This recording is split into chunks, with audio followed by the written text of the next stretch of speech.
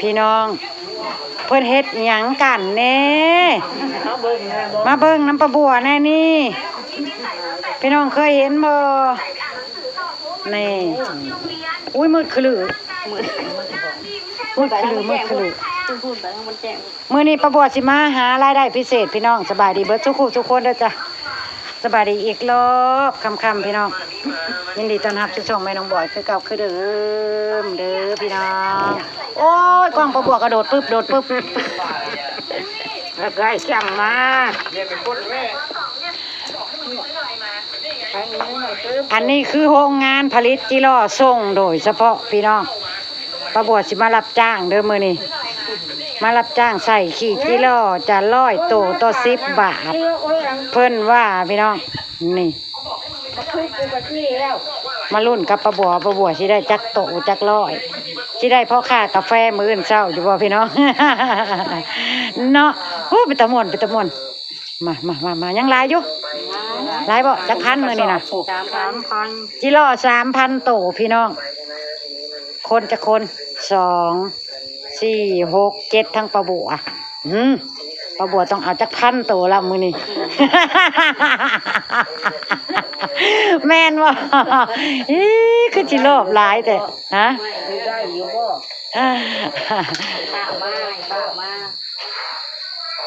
ชื่อเพิ่นอยู่ที่เนาะพี่น้องนี่ น้องยายกบจ้าพี่น้องน้องแม่ประบวชจ้าอันนั้นคือน้องจูน่าคนสวยยังไม่นอนอีกเลยฮะนอนก็เอานมยังบ่นอนอยู่นะบ่นอนเลยน้ำบ่อาบเส้นเลยบ่ก็บ่นอนเลยน้ำบ่อาบบ่นี่นายหุ่นน้ำบ่อาบยังสิมันยิ้มปุ้ยใส่ปูอยู่จูน่ามันได้ยินเสียงคนไรกิโล3,000 โตพี่น้องประมาณจักชั่วโมงเฮาสิแล้วมื้อนี้นะคนน่ะปลาบัวกับมอเตอร์โมอยู่นี่ยังบ่ทันได้พอโตปานน่ะสิเอา1,000 โตพี่น้องแม่นอยู่บ่เดี๋ยวๆป้านับว่า6บ่แม่นตินี่พี่เราลอยเฮ็ดผู้เดียวเราอยู่นี่ยายสิเอาผู้เดียวเลยบ่ป้าเราเฮ็ดผู้เดียวเรามืดคือลืออยู่นี่พี่น้องเอาขึ้นมานั่งเฮ็ดผู้เดียวนั่งผู้เดียวม่วนมันแม่นบ่แล้วนั่งผู้เดียวม่วนพี่น้องเฮ้ยสิโตฟังเราเว้าแหน่เราว่านั่งผู้เดียวม่วนเราว่าหมู่นั่งกันหลายคนนั่น20 บาทฮะฝากโดด20 บาทเรื่องของ20 บาทมีน้ำต้มจิบไปน้ำพร้อมมันก็คักแล้วโอ้ยจากเมื่อตายโอ้ตายบ้านนี้มาปลาบัวมามาพี่น้องมาปลาบัวสิลุยเบิ่งมาปลาบัวสิได้จักโตรับจ้างก่อนพี่น้องมื้อนี้หารายได้พิเศษพี่น้องมาปลาบัวสิเริ่มแล้วนี่เจ้าเต็มหม้อนี่สปีดจ้านี่เด้อนี่ของปลาบัวนี่เต็มหม้อนี่ได้ดอก1,000 โตเนาะมึงลุยพี่น้องโอ้ยนานๆทีจะมีงานมาเฮ็ดตัวแต่ว่าเลยน้อยพี่น้องกิโล3,000 โตพี่น้องน้องสาวปลาบัวหับซื้อแล้วที่ส่งเขมราชบ้านพัวเพิ่นนั่นแหละพี่น้องแต่ว่าต้องใส่ขี้เรียบร้อยแล้วจังแช่แกงส่งไปพี่น้องส่งทุกที่ที่มีคนมาลุยก่อนโอ้ยจะน้อยสิบ่ทันหมู่หมดแต่ว่าหมู่พี่น้องมาพี่น้องมาเอ้ยเอาไปต่อมาห้องขี่มันไว้ก่อนพี่น้อยก็ไปใจน้อยมาลุ้นจอตะบุเอามาบวชที่ได้จักรแล้วก็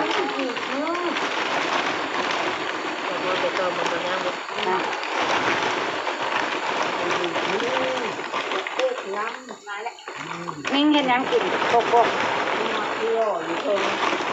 นับกิโล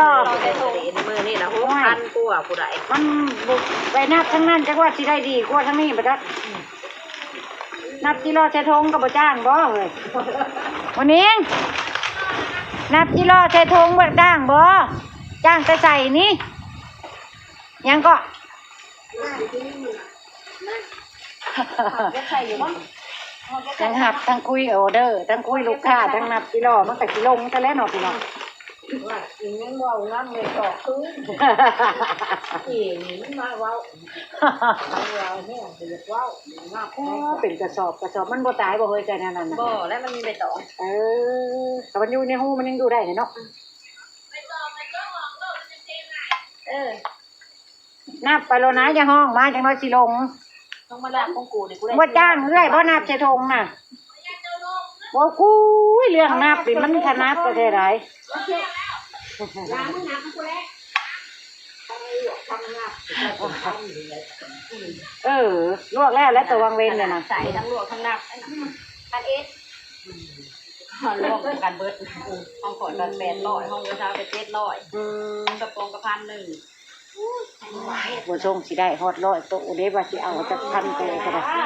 มันคือยากให้ได้บัดนี้กันคืนกันเนาะ อยากได้1,000ขนาด100ตัว เริ่มจมแล้วพี่น้องมาบัว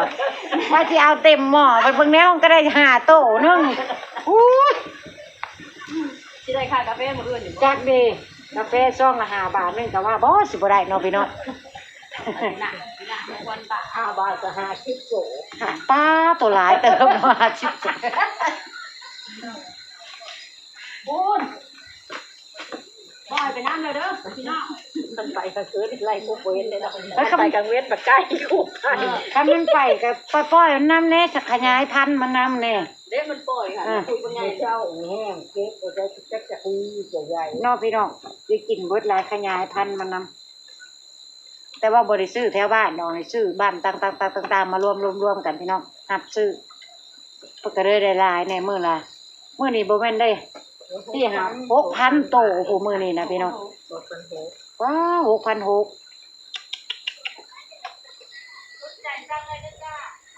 สนใจสั่งได้เด้อเพิ่นว่าเพิ่นสิส่งไปเขมราชมื้ออื่นพี่น้องส่งทั่วไทยจ้ะติดต่อน้องแม่เอ้ยแม่จูน่าได้เลยจ้ะพี่น้องใครอยากกินที่รอไข่ๆไก่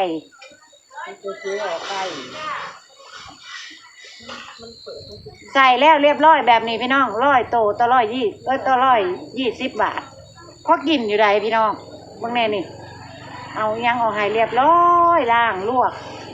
เรียบร้อยอัดแช่แข็งไปให้กลับไปแล้วก็ทอดกินได้เลยนี่เนาะโอ้สุดยอด ลุงเขากรุงเทพมันคือได้แต่ ส่งเบิร์ดทั่วไทยส่งทั่วไทยเด้อพี่น้องแม่จูน่ายังเฮ้ยอะไรเลยไปปล่อยนะโตนะ นั่งขับ กะย่าดอกเพิ่นบ่ได้ยินแต่บ่บ่อยจังบ่ได้ยินเนาะ เอาหน้าได้ยินเขาได้ยินเสียง บ่แม่นบ่ทันได้กินข้าวแรงบ่จัก ยังไม่ได้กิน ว่าแล้วนั่งใจที่รอจนยึงท้องยึงใจปล่อยพายลมปวดปาดพี่น้องเอ้ย ปล่อยเขาการไปไม่กล้องเลยการไปที่บอกน้องไปแล้วปูอันวาวปูเช้ามาเทใกล้ๆกล้อง บ่ได้ยิน ว้าวเรื่องคือ พูดอยู่ผู้เดียวกับหัวยายนะพี่น้องเฉพาะเราว่าเราอยู่ผู้เดียวเราม่วน ไปนั่งลูกค้าย ามหัวแล้วก็หัวนะเฮ้ออยู่ผู้เดียวอยู่ โอ้ยเดี๋ยวมาทำปีกไก่เนาะเอาอยู่อันนี้อีพิ้งไก่โอ้ยเดมอนแห่งค่ะปีกไก่แล้วมีนั่งอูดนะกับแซมเด็กกับบนธรรมดา ป้า ทั้งเราโต๊ดนั่น จังซี่ต้องให้น้องบิ๊กแล้วมาใส่เพราะว่าเพิ่นถนัดพี่น้องป้าบัวพูดมาแต่ละเทื่อก็ไม่แต่น้องบิ๊กน้องบอยใส่ให้ จุ่มเมื่อสามี เมื่อเปลี่ยนน้องบิ๊กบ่มาลุยนี่ปัจจุบันกล้าอีกแล้วมีแต่ผู้สาวอยู่แถวนี้ เอาแล้วนี่คือย้อนมาไข่เต็มท้อง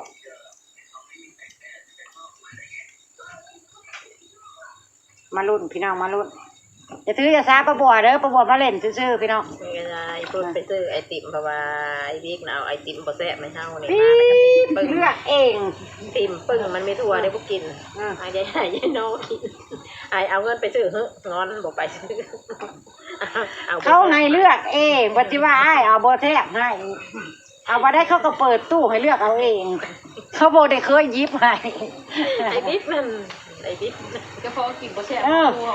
ตัวเลือกเอาไปโบแซ่เนาะโบถือปากนะโบเป็นโบแซ่รสตัวดำมันเองเขาจะกินนะ กินมันมีถั่วนั่นมันบ่แซ่บนั่นไอ้บิ๊กนั่น มันจะมีรสวานิลลารสช็อกโกแลตแล้วก็รสตัวดำไอติมในนั้นน่ะมี3 กัน ร นึ ส กว่าเพิ่นจะกินนะแต่ละมื้อน่ะบ่ได้ไปจักนึกว่าเพิ่นจะกินอันตัวอัน20 บาทอันตัวมันแซ่บเอาเงินให้แต่ว่าบ่เอาบ่ซื้ออัน5 บาทก็มี นี่เป็นแพงน่ะมี3รสตัวเอาลงหายน่ะ รถเข้ามานะแต่ยามมันฮ้อนก็บ่เอามา เอามาอยู่ไหนเลยหักปั๊บชุดตัวไปแล้วมันเบิดบ่จักตัวบ่ไปแล้วตัวบ่เปิดเบิ่งเอาแล้วตัวไอติม หาแต่เป๊ปซี่ อันเล็กน้อยน่ะเขาเคยเนาะไปแล้วเขาเปิดปั๊บหลายในตู้เสียอันตัวไอติมมัน เป็นวัดจิ้มคืนดมมันยังก็ ได้ฮอดเช้าแล้วบ่เด้โอ้ยตื่นเด้โกโก้เอ้ยจะแม่นเจ้าเด้โกโก้ตัวนี้ใหญ่ประโดดใส่ใบตองแห้งเนาะ นี่เดี๋ยวว่าโดนทีหลังเลย อีหยังจูนะอยากนอนแล้วไปจังน่ะ เราก็งงกับยุ่งเอาให้ติดเลิกไปเถอะจ้ะ แม่ใส่เลยเอาแว่นตาไว้ในใส่เด้พี่น้องเอ้ยเป็นหูใส่กี่ล้อดอก งมมาลูก ใส่ มัน ตัว เงี้ย ซอย เด็กเปิดไพ่แล้วงมกันดิล้วนอาบน้ำกับมาจู้ปดหมู่เล่น เอาจะลงถิ่มมาใส่ห้าวได้เขาได้ย้ายไว้ไหนพี่น้องเริ่มเห็นแล้วบ่ของประบุอันนั้นน่ะยังอยู่ยังบ่เห็นอยู่2 4 6 8 10 12 14 16 18 20 22 24 26 27หลายๆเชิญยังอีก3โตข่อยก็ได้กาแฟซองนึงหลายบาทโทษพี่น้องเพื่อที่ได้กาแฟซองละ5 บาทเล่งมือก่อนเล่งมือก่อนจะน้องขอไปยุบเอากล้องมาจ้า100ขอใจแล้วก็แล้วดอก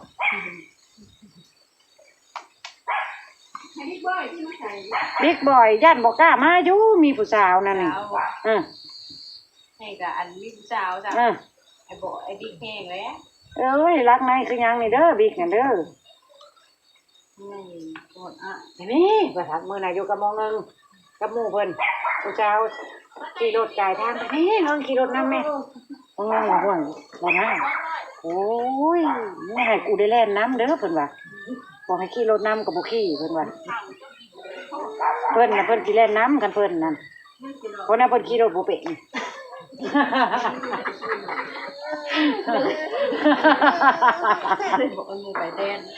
ให้หมู่ขี่รถน้ำหมู่เพิ่นว่าบ่นะหมู่ว่ะโอ้ยอย่าให้กูได้แล่นน้ำเด้อเพิ่นว่ามันเดียวใน2ได้100คู่จนหน้าอยากนอนแล้วนิ่งเอ้ยกดเอาไม่หาเงินไม่หาค่านมอยู่ลูกหาค่านมให้จุน่าแม่ก็ได้ส่งกิโลทั่วไทยจ้าพี่น้องอันนี้คือว่าเรื่องจริงแล้วนี่ส่งทั่วไทยนี่เด้อพี่น้องเด้อใครต้องการจ้าทักมาหาป้าบัวได้เด้อพี่น้องน้องสาวป้าบัวเองจ้าโอ้จุน่าละวัดแล้วโอเคอำลาพระจากแล้วจ้าพี่น้องจุน่าหายแล้วอำลาพระจากแล้วพ่อป้าบัวได้คลิปหน้าจ้าพี่น้องสำหรับมื้อนี้ก็โอ้ยม่วนหลายแต่ป้าบัวบ่ทันได้เช้าหรอกป้าบัวสิเฮ็ดไปเรื่อยๆแต่สิปิดคลิปไว้ก่อนเด้อจ้าพี่น้องจ้าไปแล้วป้าบัวได้คลิปหน้านอนหลับฝันดีกันทุกคนเด้อพี่น้องเด้อไปแล้วจ้า